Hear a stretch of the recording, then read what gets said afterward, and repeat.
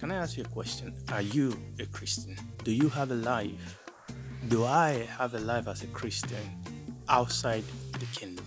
Do I hold full allegiance unto the King? That's the Lord Jesus Christ. Do I hold full allegiance unto the King of the kingdom, or do I have allegiance to other things, other person, other agenda, other purposes or plan that is different from that of the kingdom, or that is different from that of the king? Now, these are questions that are going to become increasingly important in the days in which you and I live. I'm Femi Fenojo, your host on Maranatha Teaching Channel. A couple of weeks ago, I did a teaching titled Faith Under Fire, Conspiracy Against the Christ. We are living in a period where the Bible says that in the last days, difficult times will come. Perilous time, King James Version says. These are difficult times to handle, difficult times to bear. We are living in that period because just like when the Lord Jesus came the first time, the host of hell arose to stop his coming, but they couldn't do it, but they persecuted Israel. The same way as we expect the second coming of the Lord Jesus Christ, the host of hell is being stirred up powerfully to persecute Christianity. But most importantly, the question I ask you at the beginning of this broadcast will be very important in these last days. Our allegiance. I think we are living in a world now, we are living in a Christian era now where the gospel, there's another gospel, that the gospel has been changed. There's a conversation, there's a language, there's a vocabulary of the gospel, there's a language of the gospel. Unfortunately, most of what goes for the gospel today is not taught or spoken or understood in the vocabulary of the gospel as is originally revealed to us in the scripture, because the Bible, the gospel, is about the King and his kingdom. Our desire, our will, our comfort is not the primary, is not the center of the revelation of the scripture. It can be, and it is, a consequence, but it's definitely not the center of the revelation of the scripture. The revelation of the scripture, the language of the scripture is that of a king in his kingdom, and that we are blessed enough, that God is gracious enough to allow us to partake, to be admitted as children into that kingdom, that God has been merciful unto us to give us an entrance and to give us a part in this kingdom. And for that, we shall be eternally grateful, because it's not because of anything we are or we have done in ourselves, but it's by the grace of God.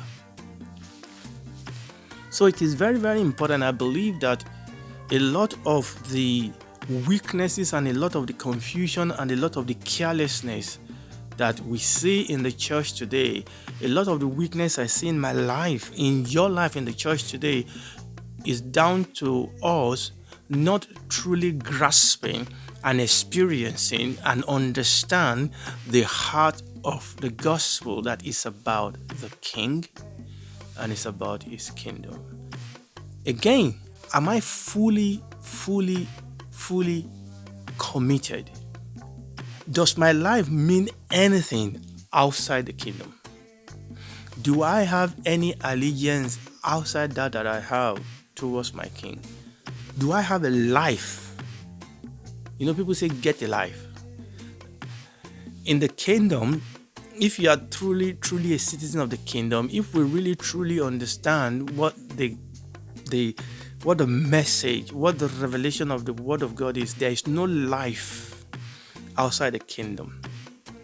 The life I now live in the flesh, I live by the faith of the Son of God, who loves me and gave his life for me.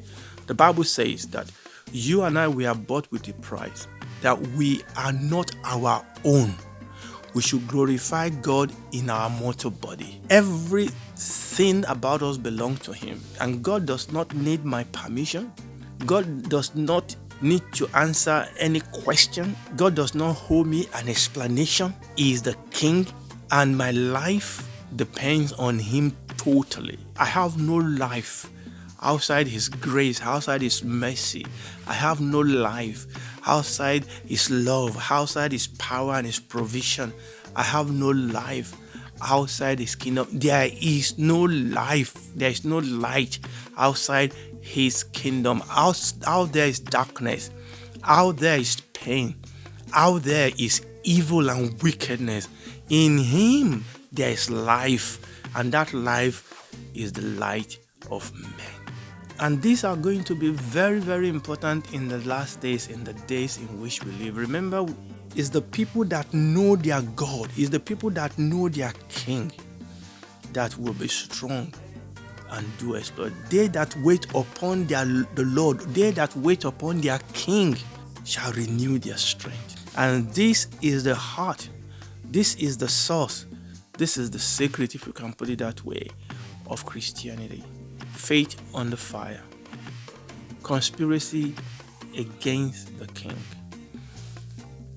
But like we saw it in the book of Daniel, it is those people that are fully committed, it's those people that are fully committed to the king that will not love their life unto death. And there's no way I can do that unless I know the king, unless I am fully taken over by the king. There is no way I can live this type of way unless I am totally sold out to the king.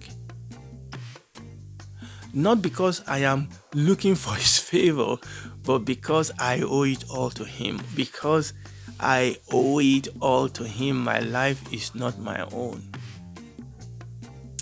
Hallelujah. You know, it reminds me of that parable that the Lord Jesus spoke of, that rich fool. The Bible says the land of a rich man produced much. And the Bible says he said to himself, I have so much. What am I going to do? He said, okay, fine. I will pull down my whole barn and I'll build a new one. So far, so good, isn't it? But the next thing he said betrayed his heart. He said, and then I will say to my soul, soul, you have so much good and so much riches that is laid up for many years. Arise, eat, rejoice. And the Bible says that God said, you fool. It's not about him. You see, he has a life outside the kingdom. He has an allegiance outside the king. Everything we owe, everything we are, everything belongs to him and must be used in worship, in praise, and in honor of his name. God said he's a fool. The Bible says that such is a man, such is a woman that is rich in the things of this world, but is poor towards God. The riches was not his problem. It was his mentality, it was his priority, it was his understanding, not understanding that it doesn't belong to himself. That every day we must live our life to honor our King. At work, at school, on the street, I live for the honor of the King. I'm Femi Fenoyo, your host on Maranatha Teaching Channel. God bless you. Shalom.